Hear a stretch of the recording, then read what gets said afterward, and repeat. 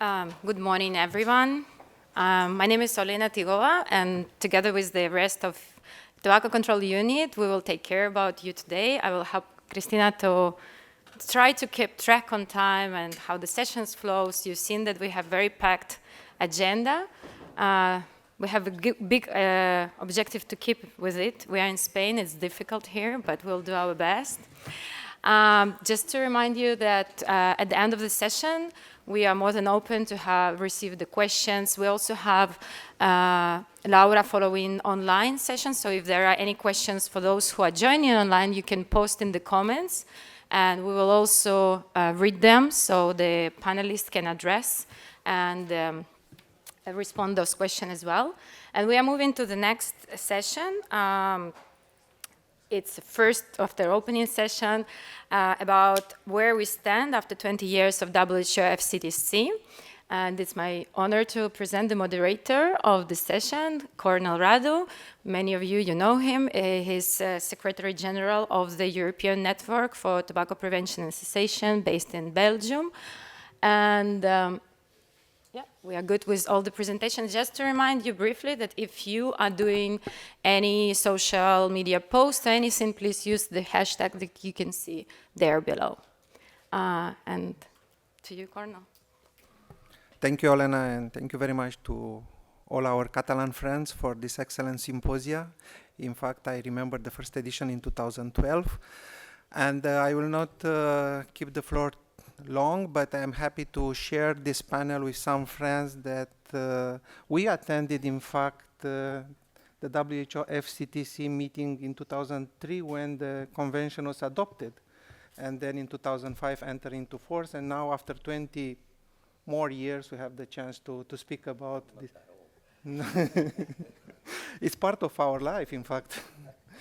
Yeah, but first of all, I have the pleasure to give the floor to Sara Hitchman. I hope that she is with us online. She's representing today the WHO FCTC Secretariat. So, Sara, the floor is yours. Hi, sorry, I think my video is frozen.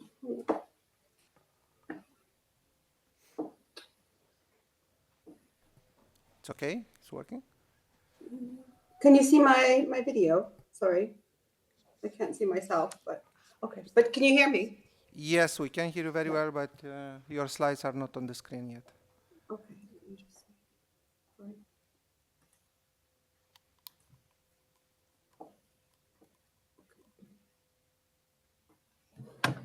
Sorry about that. Okay, I'll get the slides up now.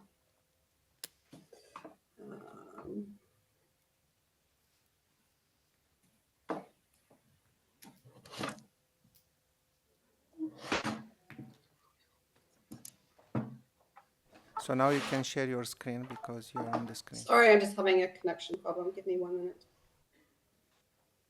Okay.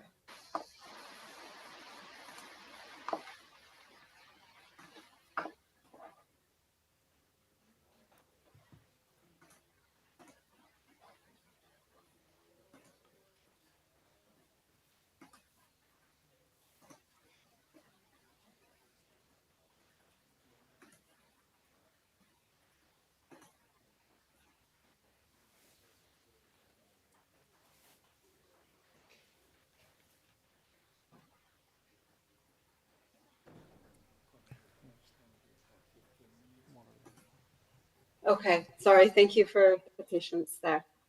So first, thanks so much for the kind introduction. For those of you who may or may not know me, my name is Sara Hitchman, and I've been asked to speak today on behalf of the Convention Secretariat. Some of you might know me more from my academic career. Before joining the Secretariat, I worked at King's College London, University of Zurich. I spent some time at University of California, San Francisco. And I did my PhD at University of Waterloo in Ontario, Canada, where my focus was on the International Tobacco Control Project. Sara, if you can put your slides on the full screen.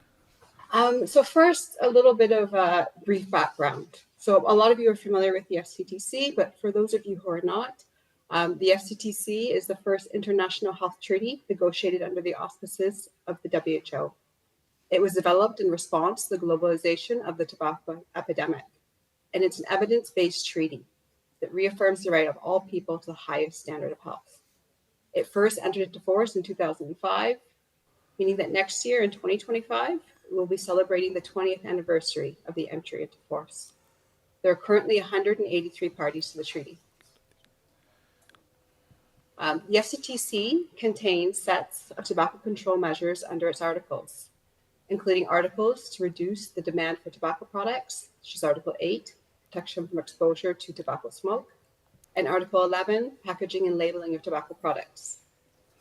In addition to these articles to reduce the demand for tobacco products, there is also a set of articles to reduce the supply for tobacco products, such as Article 15 on illicit trade in tobacco products, and Article 16, covering sales to and by minors. Together, the articles of the FCTC aim to reduce continually and substantially the prevalence of tobacco use and secondhand smoke exposure. Sara, if possible, please put your slides on full screen. Oh, sorry, I can see it on full screen on mine. Sorry, I've got the wrong screen showing here. Sorry about that. I'm sorry, I'm working at home and I've got 3 screens right now. That's good.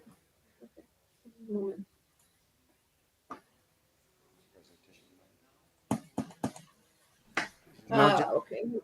It's all right. I'm going to stop just sharing. Just press full screen now. Yeah. Is it? It's not full screen now, is it? Okay. Let me stop sharing and I'll put up the right one.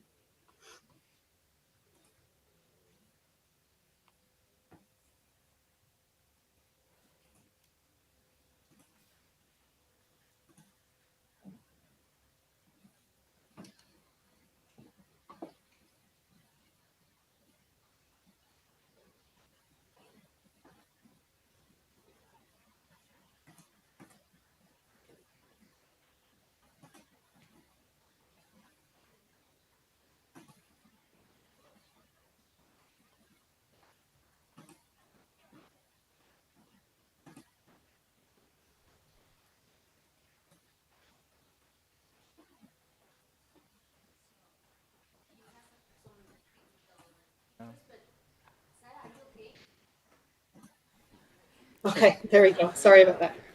Is it working now? Now it's perfect. Thank you very much. Okay. Sorry about that. Thank you.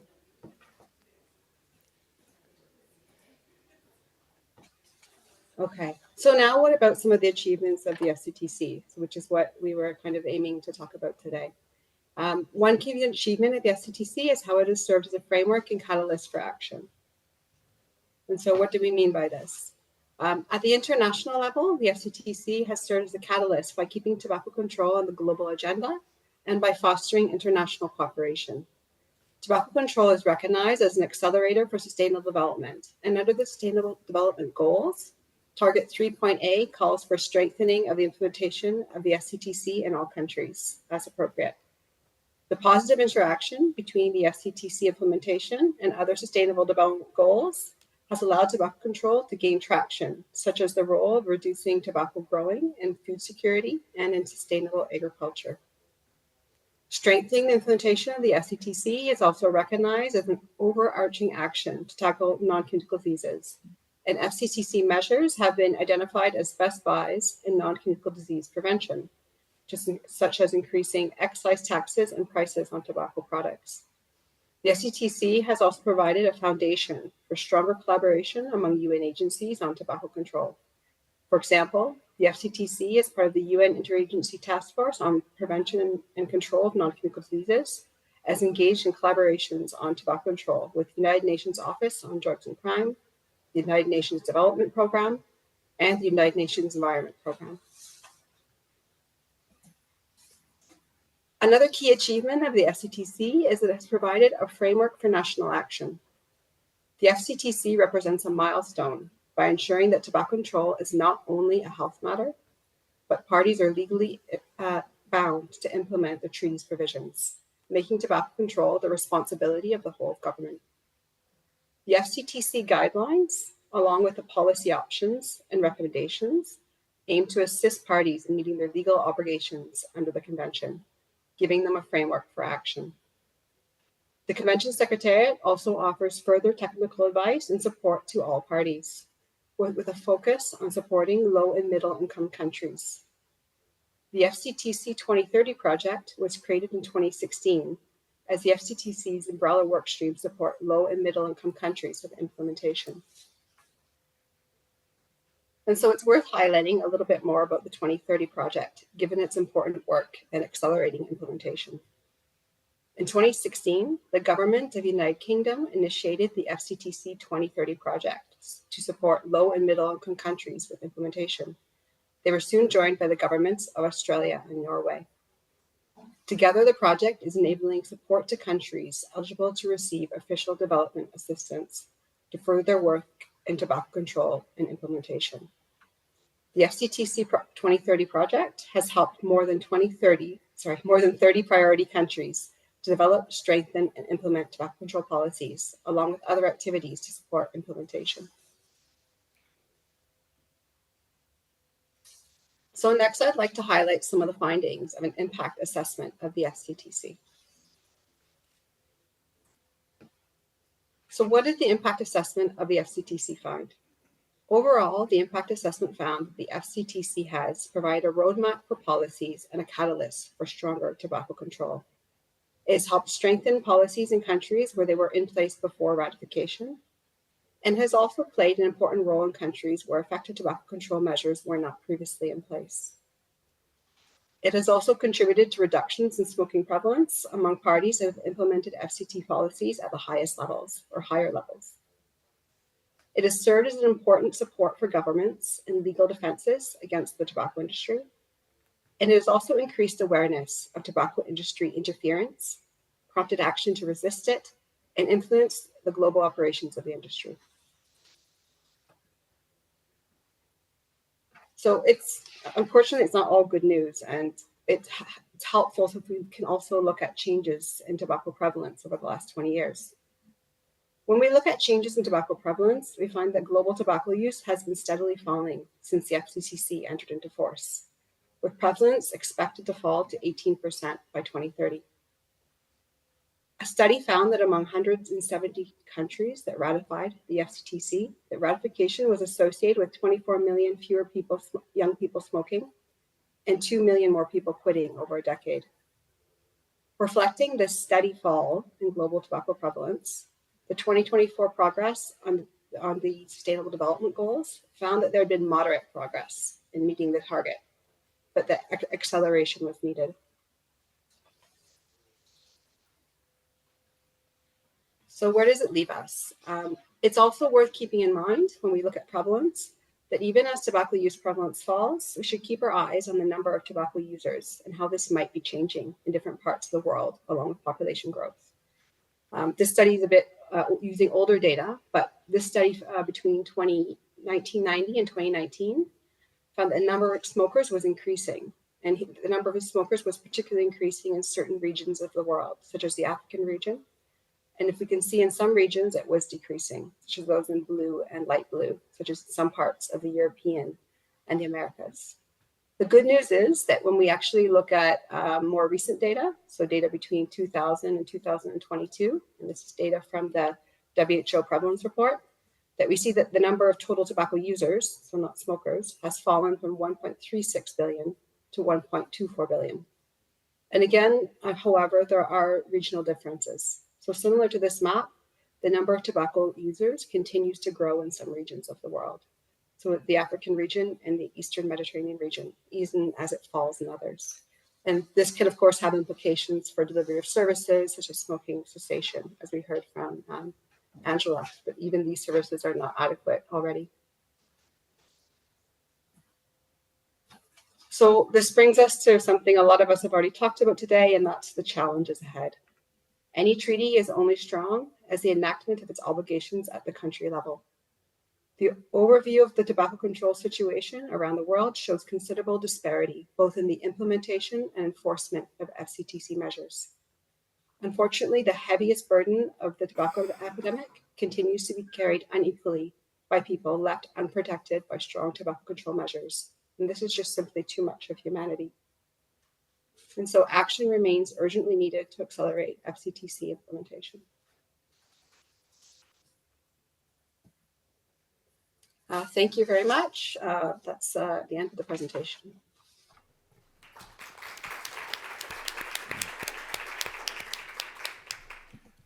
Thank you, Sara. Questions? I don't see any question in the room. I just want to mention the fact that last week we had the observers meeting with the Secretariat. ENSP is an observer organization to the COP and MOP. And we were informed that during next year, a lot of actions and events will be dedicated to the 20th anniversary of the entry in force. And also just to remind all of you that next year in November, we will have the COP and the MOP meetings in Geneva, but more details will come in time. This is just, let's say, an update to the Secretariat presentation. And now we move to our big problem, the tobacco industry interference, and I kindly ask Dr. Armando Peruga to come here to take the floor. Armando, it's your time. I will not spend time to long introductions of the speakers because the short bios are available on the event webpage, so please check the event webpage and you will see all the details about the speakers. So Armando, wow, Star Wars. This is my entrance.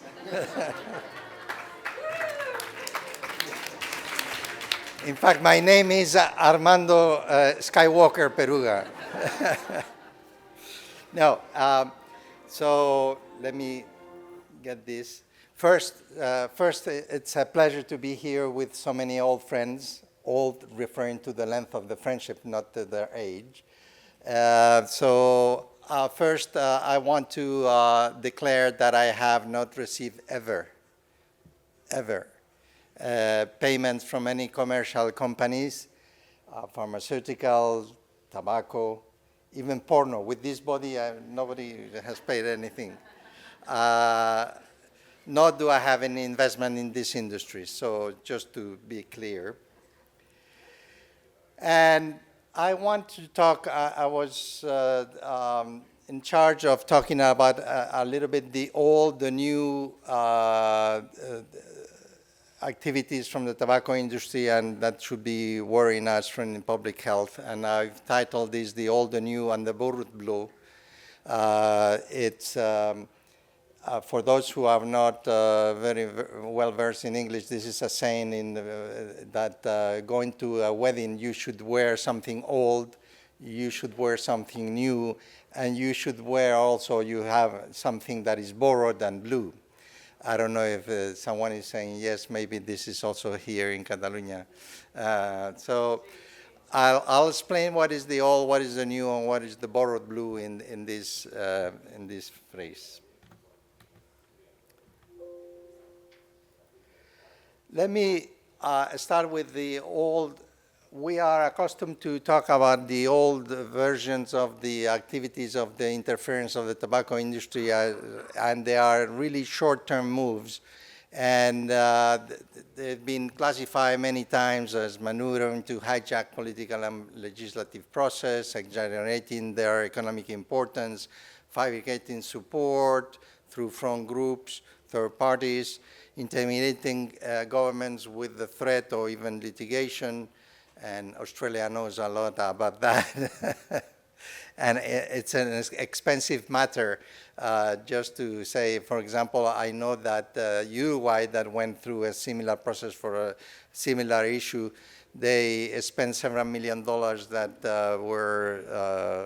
and the case of Australia is also very expensive. So not every country is in a condition to face this. Discrediting proven science and manipulating public opinion to gain.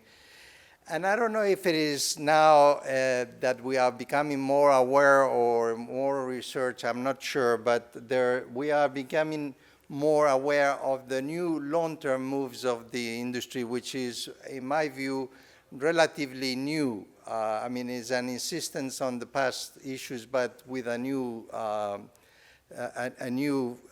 face to it. And the same guys that swear in the United States Congress that these are the CEOs of the 7 major companies at the time in United States, in which they swear that nicotine was not addictive, they're saying to you, we've changed, we are now part of the solution. And the solution leads, in my view, and I will try to document through this presentation very briefly, that it tends to normalize corporations and tobacco industry as essential policy partners. This is not only something that applies to tobacco industry, but obviously is something that is most interesting for us. It marginalizes public health community, and it shifts responsibility from government action to individual behavior. I want to show you an ad that produced the Department of California under the leadership of Dr. IDIBELL in the 90s. And I think it was very courageous, and it's called Crocodile Tears. Let's see if we can hear what they say. Can we hear a little bit higher? Let me start again.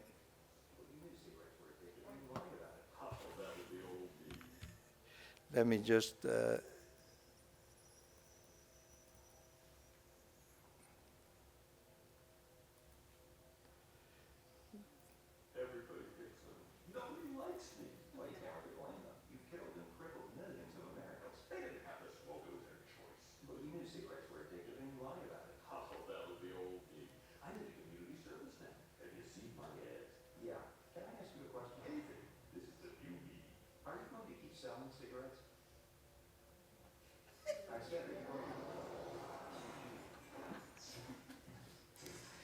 Well, at the time, I think in this early 90s, it was very courageous for a Department of Health, a government entity, to have this type of advertising.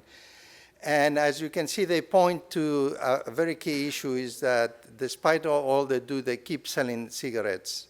And this has made reflect to the tobacco industry. And now they say, and I put here an advertisement in the UK, that this is a 2018 advertisement from Philip Morris saying that our New Year resolution, we're trying to give up cigarettes, okay? The question that was a problem in the 90s, they're trying to walk around that. And Philip Morris, the ad says, is known for cigarettes. Every year many smokers give them. Now it's our turn, thank God. Finally. And as you can see, immediately they say in a small print, but many will continue to smoke. Not our fault. That's why we want to replace cigarettes with products such as e-cigarettes and heated tobacco. And that's the borrowed blue in my statement. It's basically they want to promote a harm reduction with the so-called reduced risk products. They commit to transform their own industry sector towards the production of less harmful products. And in the meantime, they promise to promote compliance with current anti-smoking regulation and expand only as a matter of new policy, expand smoke-free spaces to protect minors, where minors are present. So the question that is really the tobacco industry promoting harm reduction. Are there really reduced risk products? Is the tobacco industry transforming? Is the the tobacco industry really promoting compliance with regulation? I will address some of these questions very quickly since we don't have much time. If I have like 6 minutes left. And the key to it is the concept of harm reduction, which is a borrowed, that's a concept from public health. In our public health discipline, it should benefit everyone in the population. Nevertheless, the tobacco industry says that it reduces the exposure to certain toxins or toxicants through product switching, and that reduces the The sum of that is population harm reduction, and they forget two things that are important for us, whether these new products actually move part of the non-smokers to nicotine addiction and to cigarette use. And second, we know that in practice, those smokers that use these new products tend to be dual users for a very, very long period, in which we know that the probability of harm even is higher than among those who only smoke conventional cigarettes. In our public health view of harm reduction, it applies only to chronic, very ingrained behaviors that are not modifiable in the short term by usual means. And obviously, the tobacco industry is saying that this is the case with tobacco because we have a very hardcore people that now they cannot quit smoking or reduce smoking through the usual policies, taxes, smoke-free environments, and all that. And we all know through research that this is not true. Probably, I made some calculation from Spain. The prevalence in Spain of current smoking is about 25%. Those who could be considered hardcore is about 1/5 of that. So there's a lot of room to improve with the usual policies. And also, people, they have the right to choose behaviors that they harm their health, but there needs to be some conditions. And they need to be very well informed about all that. They cannot pass the cost of their decision to others. And most important, they have to be free from commercial pressure. The freedom obviously has to be that nobody in the industry that is selling these products that are killing hundreds of millions, 100 million people during the past century, is not selling the product that's supposed to solve this problem. In Western Europe, the percentage of the market controlled by tobacco industry of both combustibles and non-combustible products is about 98% of that market. So how can you guarantee that the decision of using this product is going to be without any commercial pressure? I'll be quick about the second question is the TI producing reduced risks? And they have come up very clearly saying that the FDA, the US FDA, has approved their product as reduced risk, which is not true. The FDA denied risk of modification status for ECOS, for example, for Philip Morris, saying that it has not demonstrated that the product will significantly reduce harm and the risk of tobacco-related disease. They only recognize that the exposure is lower than conventional cigarettes, but that doesn't mean that it transforms immediately in a reduced harm. These are the advertisements from the decision of the FDA. It talks about reduced exposure, and the advertisement from Philip Morris in which they say it's a modified risk product, which is not true. Although they dance around very carefully the language, so they don't technically lie, but in practice, they convey the false impression.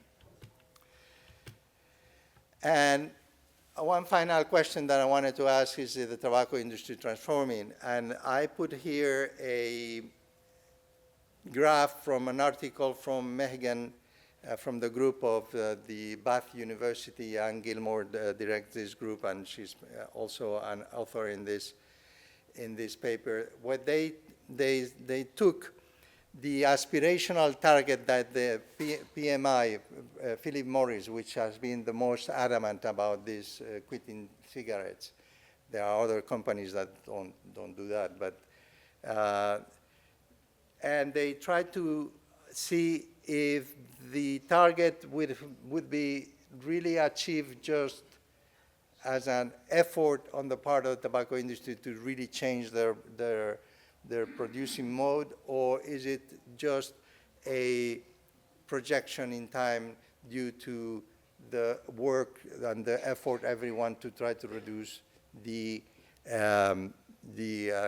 sale of tobaccos, and so of cigarettes, sorry. And here they plotted the shipments basically in black, and also the sales, just to show that they're concordant. And they projected, as you can see, until the year 2016, they made this transformational announcement, and in 2018, they set a target for of about 150 billion sticks a year of sales worldwide. And what you can see that it has been decreasing until the year 2020, in which there's a stall. And they produce a projection in several ways. And what you can see is that just by continuing the sales as before the announcement, they will reach this sale. So it's not really an aspirational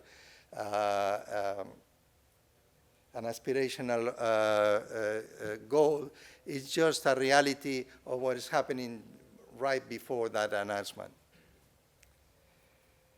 So, as I said, to begin to conclude, is the TI promoting harm reduction? Well, I think it's a mutilated version that is borrowed from public health, that is not really a public, a population harm reduction. It's rather an individual harm reduction for some people that may not have a benefit for the whole population. And is the TI producing reduced risk? Reduced exposure, perhaps, but reduced risk, certainly not. At least no agency has approved that as a reduced risk. Is the TI transforming? Not really. It's doing business as usual. And I haven't had the chance to go into this promoting compliance, but certainly not. And there's many examples in Europe and all over the world about that. Now that I'm looking at Olena, there's a very example of Ukraine in which there were a discussion about tax increase, and the tobacco industry came very strong and denouncing names in public. So and they were saying that they were really doing that for their own benefit, to get money from international donors, and not really for the sake of the Ukrainian people. At the key of the harm reduction is the stop selling cigarettes if they really are serious, and they have elaborated some discourse about that. They say that they cannot immediately stop because they have a duty to the investors, which means that they are prioritizing profits over public health. They're not here for public health. They also say that consumers who smoke would switch to competitive brands if they stop selling cigarettes. Again, this is an argument of prioritizing profits over public health. And also, it's a way to blame others, say, no, I cannot do it while the other companies don't give up cigarettes too, so it's not in my control. So it's not in your control why you are announcing this idea of stop selling cigarettes. And then the third argument is that this is a very self-serving argument, is that they would lose, if they stop selling cigarettes, they would lose access to the people they aim to help. So somehow the argument goes, I'm going to keep killing you in order to help you. There's something that doesn't work there. It also means that smokers are incapable of making informed choice without Philip Morris. It's also, Philip Morris thinks that they have some kind of proprietary right to help smokers, not others, and that the continued sale of cigarettes is a necessary evil. And to conclude, is the blame the blame game, blaming others for continuing cigarette sales. Say it's not my fault. We're looking for someone else to be responsible. And whose fault is that? Smokers in the first place, because they don't want to. They want to continue smoking. I don't, you know, they say the tobacco industry say, I would give up on smoking, but these guys want my product. Also is, and this is the, I have here a quote from André Calantzopoulos, who was the, not anymore, but he was the chief executive officer of Philip Morris International in 2019, in which we say, they say, as CEO, I often ask why we don't stop selling cigarettes. Perhaps this is the wrong question.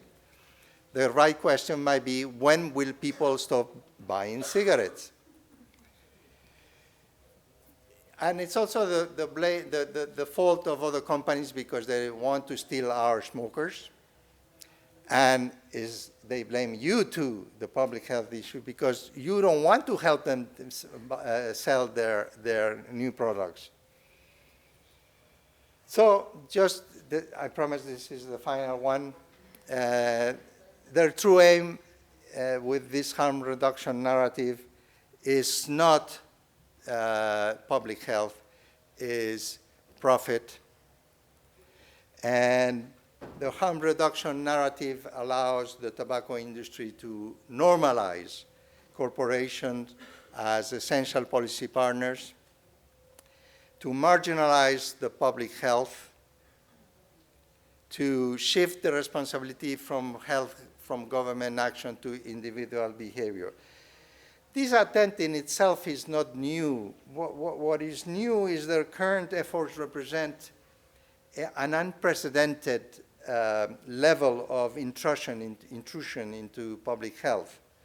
What is new is that they're reshaping the conversation around tobacco and nicotine, co-opting public health language about harm reduction in a deliberate attempt to manipulate public perception, influence policy decisions, and ultimately, and this is the most important thing, protect their profit in a changing landscape. By understanding this rhetoric, we can better challenge their narrative and advocate for effective public health measures. Thank you very much.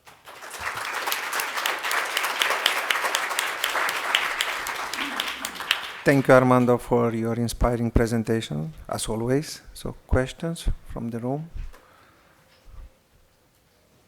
No? So, very clear. It's a question? No? No. Okay. Then we go to the next speaker, Laurent Hubert from HUS, and he will show us the connection between WHO FCTC and other United Nations treaties. And this is a very important topic because we cannot implement FCTC without connecting the treaty with other international treaties. Please, Laurent. Good. Thank you very much, Cornel. When and I think a few of you have already mentioned that. Esteve mentioned it earlier this morning. It's all about, it goes beyond public health. And when some of our biggest challenges when it comes to tobacco control implementation at the country level, in addition to tobacco industry interference, is lack of whole government engagement. And we see that in country after country. I've talked to French parliamentarians. Asked them about the Framework Convention on Tobacco Control. They never heard about it. Even like maybe, I think it was last month, we had a meeting with the Committee on the Elimination of Discrimination Against Women. That's the committee that monitors and promotes the implementation of the Convention on the Elimination of All Forms of Discrimination Against Women. And those are all lawyers. So this is a group of 23 experts, mostly international law experts. And I asked them, how many of you are familiar with the FCTC? Only 2 raised their hand. So a problem we're having is that even though we have an evidence-based treaty, and it's done a tremendous amount of change over the years in tobacco control, there's still a lack of a whole of government engagement when we address tobacco. So I'll present a few examples for potential integration and engagement that are coming up in the context of development with the UN Development Agenda, and also around the environmental movement and human rights. I will not talk about anything about health or the high-level meeting on NCDs, given that that's already fairly well covered. So let's start first with development. We're extremely fortunate, as you all know, and it's been mentioned earlier, to have target 3A in the UN Sustainable Development Agenda. We're extremely fortunate. However, still not a lot of progress in this area. And despite having UNDP having developed a document a few years ago reaffirming that the FCTC is an accelerator for the SDGs. But we have an opportunity this year. There had been a third international conference on financing for development, the Addis Ababa conference. And probably some of you are aware that there was an outcome document that was released which recognized tobacco taxes as a tool to not only decrease smoking, but also secure funding for development. But I want to point out that this, in 25, in Spain, in Sevilla, in June to early July, there will be the fourth international conference on financing for development. So that is an opportunity for us not to miss. We have to make sure that whether it's the FCTC Secretariat, WHO, or us as civil society, we engage in this process and we make sure that there's a follow-up to the last Addis Ababa paper. And unfortunately, this will be after the WHO, because the last time I remember we did a lot of advocacy around the World Health Assembly, which took place before the Addis Ababa conference. So there will be some work to be done there, but that would be an opportunity not to miss, given that funding from tobacco control could be critical to support development agendas, as well as help decreasing smoking, but also making the point also of, I think, I don't know if it was you, Coral, or if Marita who mentioned that we have to also be careful to not give the message that tobacco tax funding should be an ad infinitum surplus funding for development. So we have to be careful with that message. So that's on development. Then let's move on to on human rights treaties. You may have noticed that the last conference of the parties for the FCTC in Panama last February adopted a decision on the contribution of the FCTC to the human rights agenda. And in this decision, adopted by the COP, they do call on governments to address or mention the FCTC and tobacco control when dealing with human rights mechanisms. And most of our governments have ratified human rights treaties. And there was also the Panama Declaration, which also does the same thing, calls on governments to address tobacco when they report back to their treaty obligations to human rights treaty bodies. But I want to point out that it is not new. Now, the human rights treaties have started to address tobacco, and it's been already for a number of years. For example, the Committee on the Economic, Social and Cultural, the committee that monitors also the implementation of the International Covenant on Economic, Social and Cultural Rights, a very important human rights treaty that has been ratified by most of our countries. They develop what are called general comments. It'll be a little bit like the guidelines that we have for the FCTC. And there was the General Comment 14, which was adopted in 2000. And this basically, it's an authoritative interpretation on what governments should do to address the right to health article under this treaty. And in this general recommendation, this committee made it very clear that governments have an obligation to take steps to reduce the use of tobacco. And they also say that our governments fail to protect their citizens' right to health if they do not take steps to discourage the marketing and the promotion of tobacco products. So that was an important decision in 2000. And the same committee, associated with the International Covenant on Economic, Cultural, and Social and Cultural Rights, has two other general recommendations, one on working with corporations, in which they mentioned the tobacco industry and the marketing of tobacco products as an example of misappropriate behavior from industries. And also then they have another one, which is General Comment 25, which is on scientific, the science and economic, social, and cultural rights, and in which also they give the example of the tobacco industry as the best practice, like the poster child of a corporation that misuses science to manipulate policy. Then the Convention on the Rights of the Child, another human rights treaty, which most of our countries have ratified, General Comment 15, again, a document developed by the committee that monitors and promotes the Convention on the Rights of the Child. In the General Comment on the Right to Health, they also call on governments to put into place, ratify and put into place the FCTC. And the Human Rights Council, which is the largest body within the UN system that monitors the implementation of human rights obligations by countries, in 2017 adopted a resolution in the context of the 2030 Agenda, the UN 2030 Development Agenda, and they call on countries to implement to make progress towards all the SDG targets, including the FCTC. And an important one that I'm not sure everyone is aware of, and also attached to the Human Rights Council, there are mandate holders, and there's the Special Rapporteur on the Right to Health. And just this last July, there was, in the context of a harm reduction for sustainable peace and development, so the Special Rapporteur on the Right to Health, Taling Mofokeng, she released this report in which there's a whole section on tobacco and how the tobacco industry manipulates the harm reduction debate. And I think that's quite important because we within public health, we say, we're very concerned by this manipulation by the tobacco industry, but it's very, very helpful when we then have a mandate holder that doesn't come from our field, comes from the human rights environment, that reaffirms that the tobacco industry is manipulating the harm reduction debate for its own interests. Still staying now in the context of human rights treaties, a very important element that we have with human rights treaties, and all of our countries within the European Union have ratified those treaties, is they have a much more robust implementation review mechanism than what we have with the FCTC. With the FCTC, we don't have it. We have a process by which governments kind of do a self-check-in, and we're doing very well, of course. We're implementing all the measures, blah, blah, blah. With human rights treaties, there's a much more robust process where civil society, other UN agencies can engage in that process and can give a real true picture of what's going on at the local level.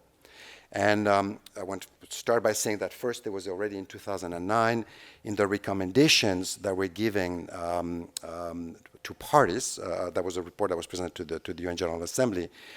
It was saying that it would be good, and there's under Article 12 of the International Covenant on Economic, Social, and Cultural Rights, which is the Right to Health article, but it states that government should provide information to the measures taken to ensure and prevent the abuse of tobacco, among others. And not many do that, and it's important to do that. And the reason why is because, as I mentioned, there's a much more robust reporting mechanism that can be used, and one where you can engage in this process. Because governments have to report back about every year to the treaties they've ratified. So whether it's the Convention on the Rights of the Child, the CEDAW, the Protection to Protect Women, the Convention on against People with Disabilities, the Convention on Racial Discrimination, and so on and so forth. So this provides an opportunity to really integrate tobacco control and the FCTC in the women's rights agenda, children's agenda, disabilities agenda, and so on and so forth. Something we do not know. We have a tendency to shine by our absence. And when we do, it does make a difference. There's been some papers published that show that when a committee does make a mention of tobacco, it increases chances for action. For example, we had a few years ago worked with Unfair Tobacco in Germany, submitted a report to the, when Germany was due to report on their obligations towards the Convention on the Rights of the Child. So they working with Unfair Tobacco, we submitted a report, and as a result of this whole process, then the committee made a recommendation to Germany that needed to improve education on the effects of tobacco use and secondhand smoke, needed to regulate the market of tobacco to children, and hold the tobacco company accountable for infringing on children's rights in the supply chain. So those are kind of powerful tools that we can use, and they come outside of the health system. Similarly, for example, in Argentina, which has still not ratified the FCTC, but the committee had, and this is the result of civil society submitting reports to those treaty bodies. And in this case, the committee was concerned about the widespread use of tobacco among women and was asking countries Argentina to ratify the treaty. Did the same thing for other countries. Liechtenstein, for example, was concerned about the increase of tobacco use in Liechtenstein and Luxembourg, and the committee was asking on those countries to also disaggregate data and have data for women and men, because as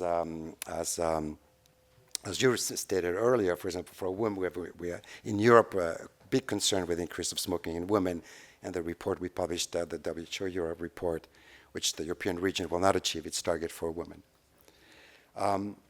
So this is within the human rights bodies. So again, all of you countries have ratified those treaties, so I encourage you as academics, civil society, and when you do all this excellent work at country level in terms of industry interference, prevalence data, et cetera, that's information that can very easily be adapted and inputted in reports that go to human rights treaty bodies. Now, moving on to the next segment of potential area of engagement, and is in the environmental movement. How can we take advantage of environmental platforms, environmental mechanisms that take place, and also because governments are more aware of those processes. You're probably aware that in Panama also this last February, there was a decision on Article 18. Article 18 is the article that addresses the environmental impact of tobacco in the FCTC. And there was a decision on Article 18 which this decision basically recognizes the impact of tobacco on the environment. It calls on countries to even use litigation to address the environmental impact of tobacco.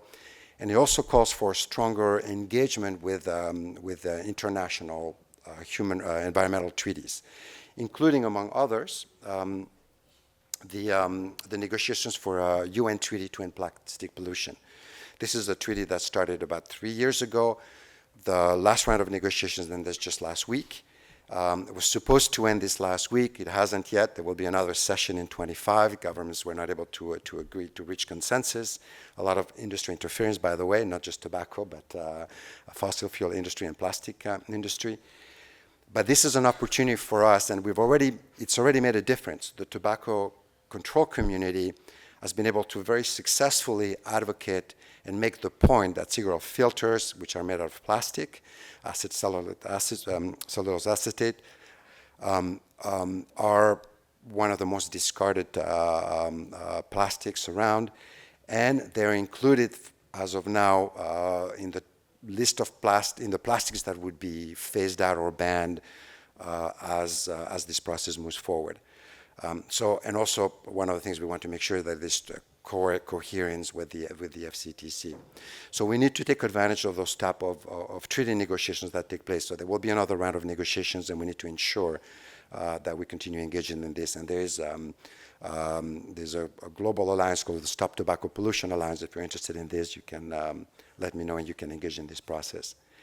But I also want to make a point, and it ties also to this whole of government engagement. The High Commissioner, the Office of the High Commissioner for Human Rights, and from his office, there was when the first round of negotiations started for this plastic treaty, there was a document that was sent to the first round of negotiations on key human rights considerations and negotiations to develop a plastic treaty. And the High Commissioners made this very, very strong point that clear boundaries of conflict of interest need to be set up in the plastics treaty. And they mentioned the FCTC as a best practice, given that is one of the only treaties that we have that addresses a consumer product where there is a conflict of interest measure. Because if you follow, for example, the Framework Convention on Climate Change or the Plastic Treaty or others, you will have noticed that those treaties are not going anywhere because of the very, very strong presence of fossil fuel industries which are and parties which are totally captured by corporate interest and does not allow for progress towards those treaties. So in this context, we do have a strong precedent in the FCTC and something that's worth exporting to environmental treaties. But we need to go beyond just the plastic treaty because, for example, the cigarette filters, even if the industry, which is already trying to do that, move to other type of filters that would not be plastics, but there's even more evidence on the toxicity of the filters than there is even on the microplastics element or of the plastic pollution associated with it. So it's be absolutely critical that we use environmental treaties that address toxic pollutants, and to make sure that tobacco is also addressed within those treaties. And that's an opportunity for us to engage on those. So for example, in April and May of 25 next year. Same with, we keep on saying that one of the items that we see littered all over in beaches all over the world is cigarette filters. And every year, it was in 24, this year was in Barcelona. There was a UN conference. 25 is in Nice, in France, again, fairly close to here. But we tend to be absent in a lot of those meetings. And it's absolutely critical that we present.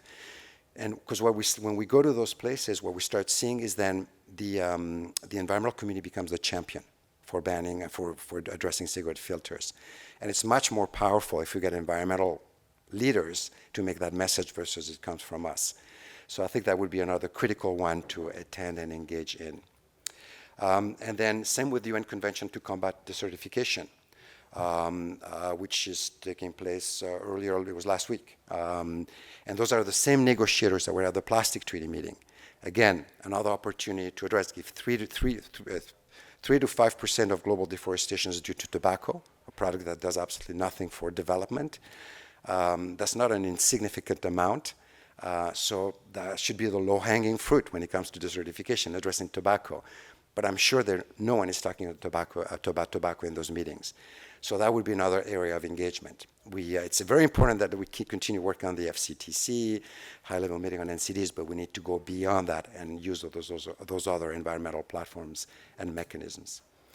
And same with the Framework Convention on Climate Change. It's a very, very painful process, treaty negotiations that are moving very slowly, as you know. And maybe to some extent we could argue not as successful as we've been with the FCTC. But however, we need to engage, given that is over more than 80 tons of CO2 emissions are due to tobacco products. So again, not insignificant, and that again should be a low-hanging fruit. Because when it comes to development and environmental issues and human rights issues, tobacco control should be the low-hanging fruits for governments to address. And that's it. Thank you very much.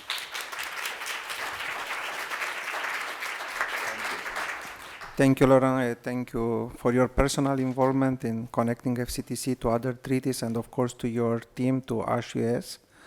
Questions from the room? There?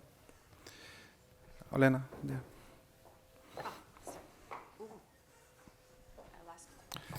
Please also introduce yourself. Yeah? Hi, my name is Ana Chavez, and I'm a foreign species. Invader species. I'm working on a series of public announcements to be shown in cinemas, trying to reach general audiences and help them link environmental impact with personal choices. My question, Laurent, has to do with the comments you made about raising an issue to these committees. Civil society, those of us on the outside of science and medicine, can maybe raise an issue. But could you please help me understand the context of the consequences? Once you raise the issue and you get a mention, what in fact would happen, for example, in Spain, where we have a huge child poverty rate, but we're still considered an upper middle class country. So what happens when you actually get through and pierce the veil, civil society captures their attention, and then we still have the new law in Spain that has a lot of holes in it. Great progress, but things we want. So, so if you have the various committees, so various human rights treaties that Spain has ratified or any country, then the committee does make recommendations to the country. And then, as you saw in one of the slides, there is a process. So there's ongoing discussions and negotiations that do take place between the country and the committee. So it can be a powerful tool and a powerful tool for advocacy. Now it's not maybe legally binding to some extent, but it can be used in litigation. So for example, in the context of in the United States doesn't ratify many human rights treaties, but it has ratified the Convention Against Racial Discrimination. And so in the context of the menthol case, for example, the United States has not implemented a menthol ban on tobacco products, a menthol flavor ban. And so we used, to some extent, so what we did is we submitted a report when the United States were due to report to the Human Rights Council. When it was due to report to the Convention Against Racial Discrimination. And we at the same time, we launched litigation also using human rights, including in the litigation human rights arguments in it.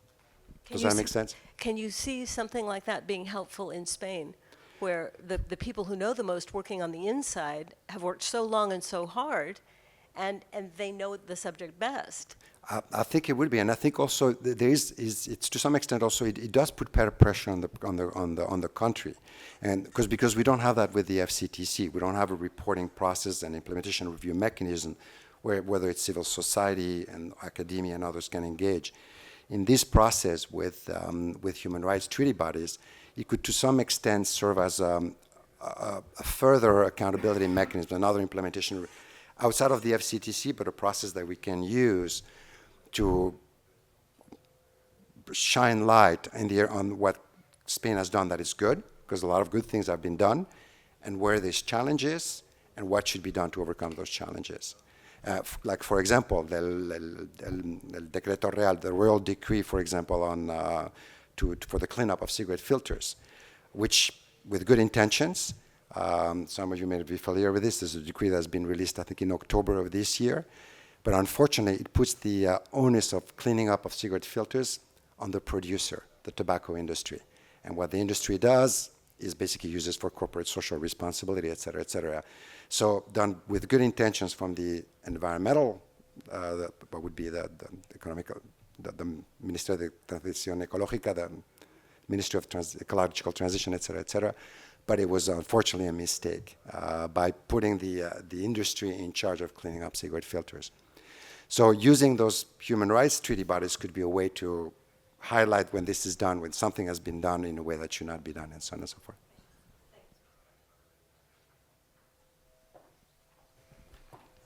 Thank you, Laurent.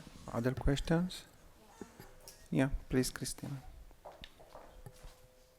So I think it's a great opportunity to include tobacco control in several treaties. You have mentioned that these treaties provide a better way to be monitored or to be evaluated. What mechanisms do they have? I mean, could you explain a bit? Yes, so I'm sorry, I wasn't very clear then on this. So all of those treaties, so whether it's they have generally between every 4 or 5 years, countries have to report back. So they have to submit a report back to the treaty body, and it's a process. And maybe I could put the slide back so you can. So maybe that can help.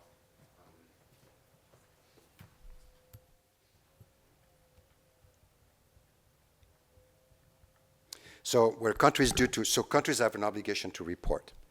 And what's the big difference with the, I don't have a pointer, but with the big difference that we have with the Framework Convention on Tobacco Control, where governments do report back, at every COP there's a progress report that goes back, but there's no engagement by civil society, independent bodies. In this context, there is a process, there is a process which allows for you can see this, so for input from UN systems and other bodies. So you can then submit written reports. You can make interventions. For example, in the context of the Convention on the Rights of the Child, we're able to have children go and make a presentation to the committee. For example, in the context of, as an example, Luxembourg and Liechtenstein, very small countries, are due to report. And the person in the committee, the expert committee member, came to us and said, well, I'm interested in tobacco. So what we did is we worked with the Luxembourg NGOs, the Cancer Society in Luxembourg, and they're putting together a very good report because they're due to report to the Convention against the SIDA, the Convention against all discrimination against women. They're going to be reporting in 25. So then what we're doing, we'll have an official submission that will go along with a state report that will address the real situation in tobacco for women in Luxembourg. And then it's part of basically then the official process. It stays, basically gets totally included then, and the country has to then report back. The country has to then say, oh, well, indeed we have a problem, we're going to do this to address the issue of tobacco use among women and so on and so forth. So those processes are going on. So for Spain is is reports to all the treaties has ratified, and most of the European countries have to do that. And that is the problem we have in tobacco control is we don't use that. So for example, other movements use it all the time. whether it's the HIV/AIDS movement, even in food and nutrition they use it. But we haven't been using it as much. And that would be something that we should do almost systematically. Use those mechanisms to, we've done it in Spain, but we did it once with the Universal Periodic Review, but we didn't do it, we didn't maximize on this. But if we integrate it within our work plans in the tobacco control NGOs and institutions, to do that systematically, then I think it would make a big difference, because that is one of the reporting systems that has one of the UN treaty mechanisms that have strong reporting systems. I don't know, did I answer your question? Thank you again. I think it's time to go back to the keywords mentioned by Esteve at the beginning of the meeting, to decisive actions, and I kindly invite Lilia Olefir from Smoke Free Partnership to tell us what decisive actions we need in Europe for a tobacco-free Europe by 2040. So, Lilia, please.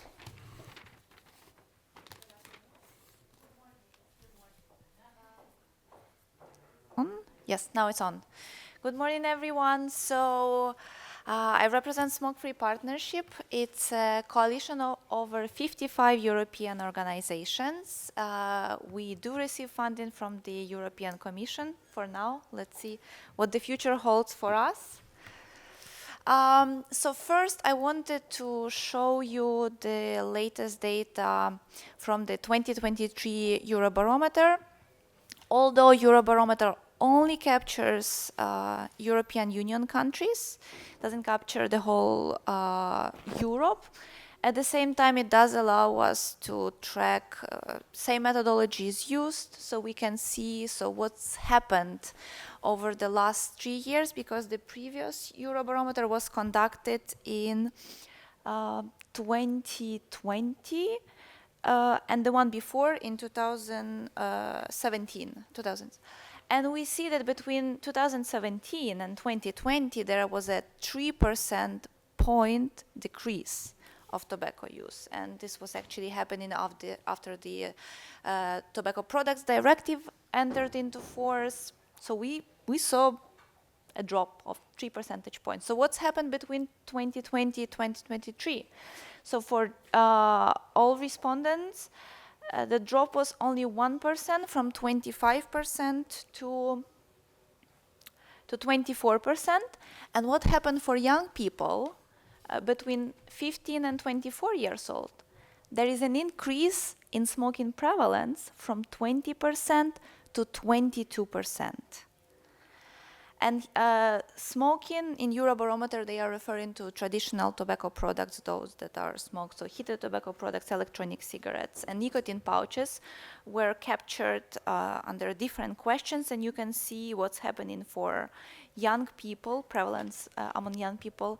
Electronic cigarettes increased from 4 to 6%. Heated tobacco products remain stable at 2%. Nicotine pouches, for young people, it reached 1%, but of course we know that it's mostly, the use is mostly prevalent in Nordic countries, but actually we are hearing from partners from Austria, Germany, that there they are also seeing more and more of these products. And when you look at the map, what's happening in terms of the tobacco use in the EU, the various colors, so the dark blue represents the highest prevalence, and then blue still quite high, and red lower. And it's quite, we don't want to say diverse, but even EU, despite it's sort of having more common rules and practices applied, we see so many variations. And being in Spain right now is also quite important, because although, yes, the plan is not perfect, but just 2 years ago, no one knew that finally Spain would move ahead with the new government. And what we are seeing consistently through Europe, that every time the new government comes, there is an opportunity and a threat. And it's extremely precious and important to be in the room with like-minded people, but we have to do more in being in the room with people who don't know what we are talking about, who are not exposed to tobacco control or various treaties that incorporate public health objectives and end goals, and specifically decision makers who are new or other stakeholders who've never before actually came across in details tobacco control and what we do, and the devil is quite often in the details because they might be confused with the new products debate. So actually the title of my presentation was a question mark at the end and not a full stop. We know what happens at the EU level can have a detrimental, negative impact on the whole Europe and world, and vice versa. So one of the recent examples, a country that's been mentioned already, Ukraine. Ukraine was the only country in Europe who had same excise rates on heated tobacco products and cigarettes since 2021. Every year the tobacco industry tried to overturn that change, and this year they managed to, after trying for 3-4 years, and they managed to infiltrate and find the mechanism to reduce the excise, which means that now excise on cigarettes will be higher than on heated tobacco products. And for the industry, it was all about the precedent, setting a precedent that they don't want to see that. And one of the key arguments that was used by the tobacco lobbyists, pro-industry decision makers, saying that EU doesn't have the same rates. Even the proposal that is not yet released, but even that one, the draft proposal, it didn't call for harmonization. So EU was used, again, the non-EU country, EU example, to lower the rates. And on the other hand, in Poland, they finally passed a substantial increase, excise increase on various tobacco products, and it will be an increase over the 3 years, reaching almost 64% of specific excise combined.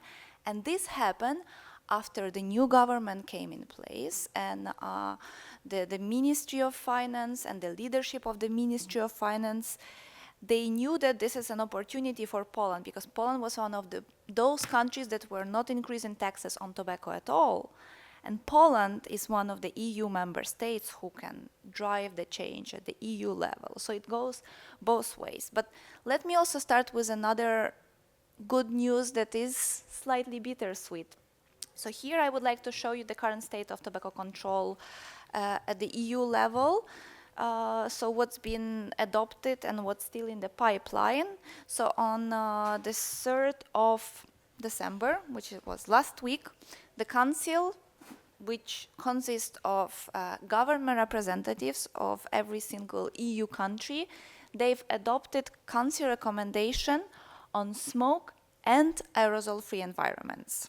In the bubble, it was a big deal, and what was happening before was a big deal, but this is the first file that is part of the Europe's Beating Cancer plan that actually set that objective of tobacco-free Europe, tobacco-free generation by 2040. So this is the first one that was finally adopted. And more to go, so Tobacco Tax Directive delayed since 2022, revision of that directive, Tobacco Products Directive 2 years behind the schedule.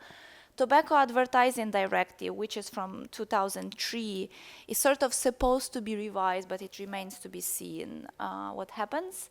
And there are other objectives that we should have in mind, and also the EU has, such as cross-border shopping issues, and of course Article 5.3, which is still part of the bigger scope of the rules that the EU has, but even with this new parliament, that European Parliament that we have now, some of the MEPs have been around for very, very long, but the majority are rather new.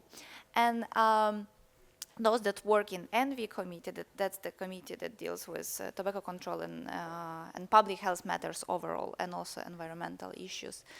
Some of them were exposed to industry bombarding them with emails, letters, asking for the meeting, harassing, finding common friends, and trying to get those meetings. And hearing from people who've never been exposed to something like that when they were members of other committees, for example, Committee on Liberty.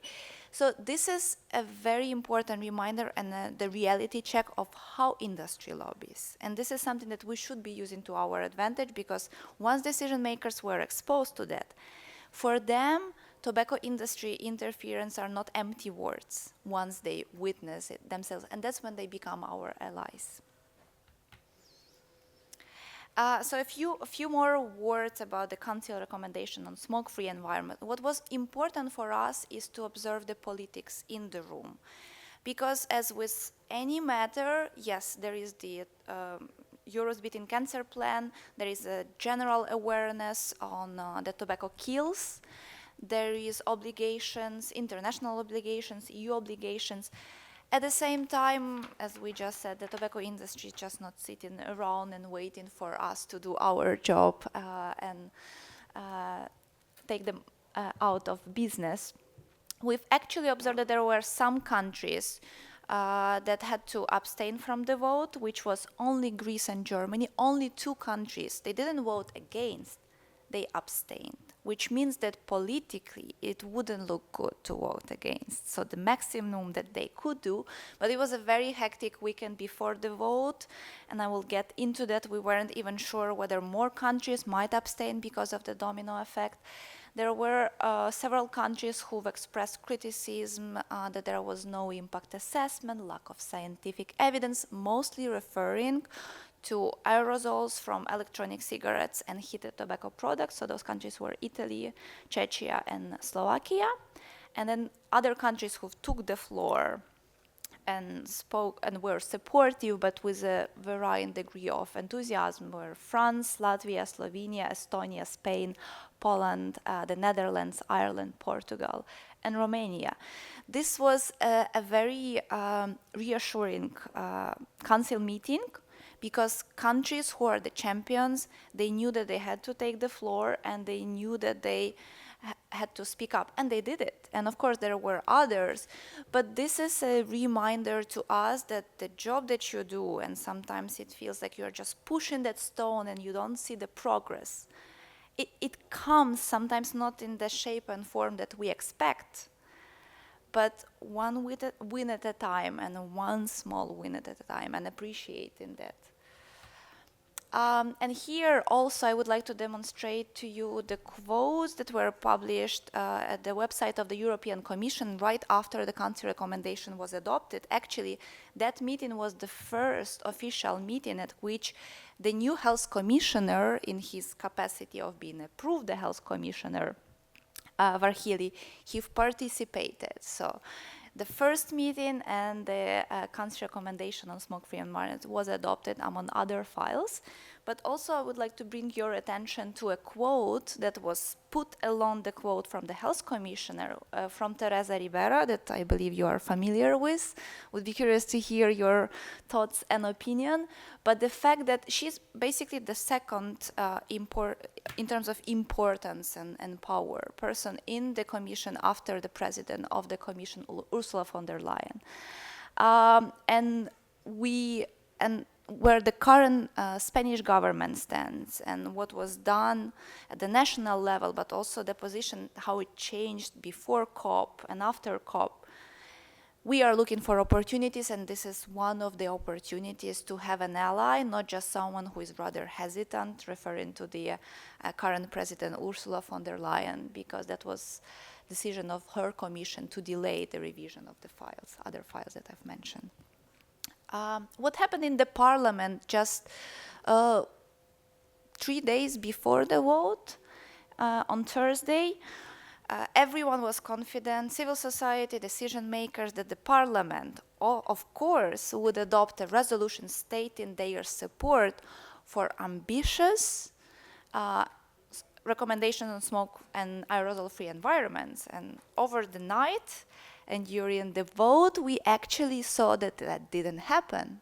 That was an enormous reality check for us. Again, that's why we were very worried about the vote in the council. But what we understand, that it's not just necessarily that the majority of MEPs couldn't come to a joint vision on whether electronic cigarettes and heated tobacco products should be included in the scope of a recommendation which is non-binding for the member states. Imagine Parliament adopting a resolution that says that smoking should remain prohibited, but you can vape and use IQOS and GLO in public places. That would be unbelievable, unimaginable. The political part of it, that we saw how groups voted, and it became political about certain groups not wanting to support and vote for the resolution of that specific group. And this is something for us to be aware and to prepare for the revision of the Tobacco Products Directive, because that directive, their Parliament will not be just issuing a resolution jointly with Council. They will be revising and working in trialogue, so the Parliament will be able to change the text. Here it wasn't the case, they were just adopting a resolution. And also I would like to to show to you a quote from one of the German MEPs, who is the coordinator for the biggest group in the Parliament, EPP, who said that he's also a doctor, and he doesn't know any scientific evidence that when somebody uses e-cigarettes in outside restaurants, any third person has any risk, so that needs to be clarified. Whereas there is scientific evidence, which article sent it to me. It was in response to another MEP saying that. Will not be delving into the details, but Peter Lies, he's the spokesperson on health matters in the EPP. He's been a member of parliament slightly less than I've been alive. So since 1994, extremely experienced and influential MEP. So knowing whom we are dealing with, where they stand, is one of the goals to bring us to those decisive actions and to the tobacco-free Europe. Here I wanted to demonstrate to the delay of the revision of the Tobacco Tax Directive. It's actually happening even according to the official implementation roadmaps of the Commission. Same for the Tobacco Products Directive. The original intention of the outgoing Commission was to adopt the revised Tobacco Products Directive in 2024. And as I said, there are many opportunities when we are at the beginning of the mandate. One of them is that tobacco files are specifically mentioned in the mission letter of the new health commissioner, which is important. And other opportunities are the countries that will be holding the presidency in the council. So now it was Hungary, and it was them who've championed smoke-free environments recommendation. Then we've got Poland, and I just told you that they've increased taxes, so that might be a very good opportunity for the revision of the Tobacco Tax Directive. Then we've got Denmark, also optimistic, and then Cyprus, probably not, Ireland, Lithuania, and our last chance to adopt the revised Tobacco Products Directive and hopefully advertising is under Latvian presidency, also because then it's election time. So we don't have that much time. And also if here you look at the lens of how long it takes to revise a directive at the EU level, well, at least 17 months, but for tobacco products, there most likely it will be second hearing, so 32 months. And this is a realistic scenario. We're talking about average. And Tobacco Products Directive remains one of the most lobbied files back at the time. So some of the key takeaways that I encourage you to reflect on when we understand the importance of going outside of the bubble. Understanding our audience, and one size does not fit all. If you are in the room with people who work on international law, it's one language. If you are in the room with environmental advocates, it's another language. If you are in a room with members of the parliament who are brand new to this whole bubble, different language. We are all faced with the fact that we are operating in a post-truth and low-trust landscape. So someone who is not supportive of you, they are not necessarily not supportive, but there is so much information coming in various ways, and we have to know that the industry is good at what they do, right? So they did manage to create a narrative that misled some decision makers or stakeholders. And also, let's not forget that rational thought is value-based. So it's all decision makers who is one of the target audience. They are people, as we are. And although history doesn't repeat itself, but it reveals patterns.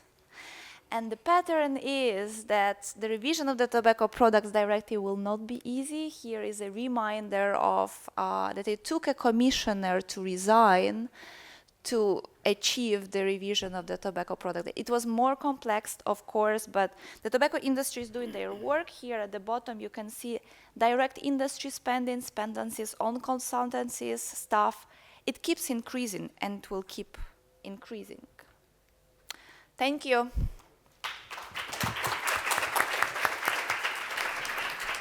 Thank you, Lilia, for your presentation. Just 2 comments before giving the audience the possibility to address questions to you. First comment is addressed to ECO team. Thank you for your work in TACSH project and in the joint action 1 and 2. You lead the work packages on smoke-free areas, so you had and you have a big contribution to the new recommendation on smoke-free and aerosol-free areas, because your work was really used in preparing this recommendation. And my second comment is on the European Commission work in the past 5 years. It's a shame. No work in tobacco control. They played the tobacco industry game. Everything was delayed with at least 5 years. So they have huge debts for us, for the public health community, and we look forward to see if they will really do something in the next 5 years. So now, floor is yours for questions to Lilia.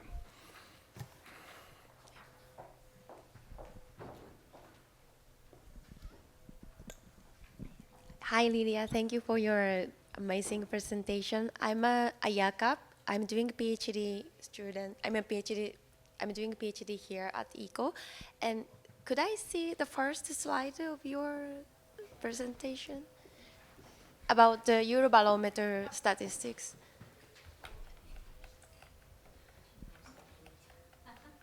I am so sorry because it's a quite minor point, because my entire topic of my doctoral thesis is about Eurobarometer. And then the first changes in smoking prevalence in the EU, the middle of the graph, I'm sure you got this information from the 2023 official reports, but the official report is somehow a little bit wrong, because 2020 it was 23% of the current smokers. And if you go to the official report 2020 Eurobarometer, it says 23% of the European Union people who currently smoke. So it's not 25%. So my interpretation of the results, overall prevalence of smoking increased compared to 2020, and then also consumption of new products has also increased. So it's very minor points, but this is information. Thank you. Yeah, I think with removing the UK and recalculating the whole data, I don't know how, but I will talk to you after just to, thank you. Other questions? I don't know if Sara is on the line, because we had one online question to Sara Hitchman. Okay. I don't know Sara? if Sara, are you still online? Yeah. Hi. Sorry, Super. I'm here. So Hi. we have a question from Alex Nedelchev. He's asking, well, thank you for your presentation. You concluded by emphasizing that implementation is the key challenge and that further actions is required to improve it. So in your opinion, what are the 3 or 5 key actions that should be prioritized? Thank you.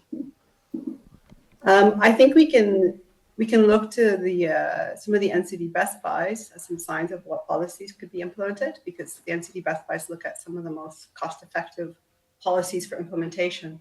So the key would be to highlight those and to we'd have to convince us. A few people made this comment about the need for these whole government approaches. So getting the whole government involved and motivated, and really making the investment case for tobacco control. Going to Armando's presentation, I mean, we continually hear that the biggest barrier for implementing tobacco control policies is the tobacco industry. And when we ask countries, this is the #1 barrier. So it's, working together and continuing to monitor and counter the tobacco industry will be another important one. And also the importance of data and monitoring and keeping track of what's going on is also incredibly important. So I think those are kind of, in my view, kind of looking back. I mean, there isn't an official view, but that would be kind of what I think, or what I've seen today is really important. Thank you. Thank you, Alex, for question. Thank you, Sara, for answer. I think it's time to end this session, or you have more questions? Do you want to ask? Anna? Sí. Yeah. Question? Okay, please. Hola. Olena me traduce. Estamos muy preocupados sobre todo por el término reducción de daños y el lavado de cara, ¿ves? El lavado de cara que pretende hacer la industria tabaquera con este término. Tanto la intervención de Armando como la de el siguiente, espérate, ¿cómo se llama desde aquí? ¿Uber? Vale. Habéis comentado esto, el parañ, el engaño que pretende la industria con este término, reducción de daños. Y aquí precisamente se está llevando a cabo una campaña de recogida de firmas para intentar que la industria no haga un convenio para eliminar las colillas, puesto que ellos están haciendo un convenio para intentar eliminar las colillas, o sea, como que ellos, vaya, no sé el término en inglés, pero me da la sensación de que es como poner al lobo al cuidado de las ovejas. I'm not trained translator. I'll do my best. So the question is about harm reduction, and particularly the case here in Spain. There is a convention to liaise. You want to translate? But do people who don't have they don't have? Yeah. So people. Do you want to translate it by? I don't get. Anyway, question is about harm reduction, and there is some actions in Spain related and liaising with the tobacco industry on cigarette butts collection and everything. And what basically the question is, how do we work on that, not working together with tobacco industry? And I think that's more refers to Armando's and Laurent's presentation. So I don't know if you can improve my translation and respond. I think the question was focused mostly on this agreement to collect the cigarette butts under the agreement, which it's my understanding also it comes from a European Union agreement.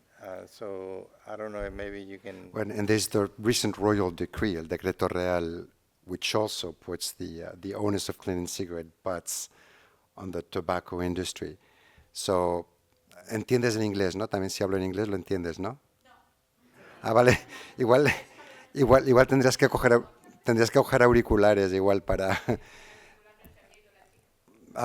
because, bueno, pues...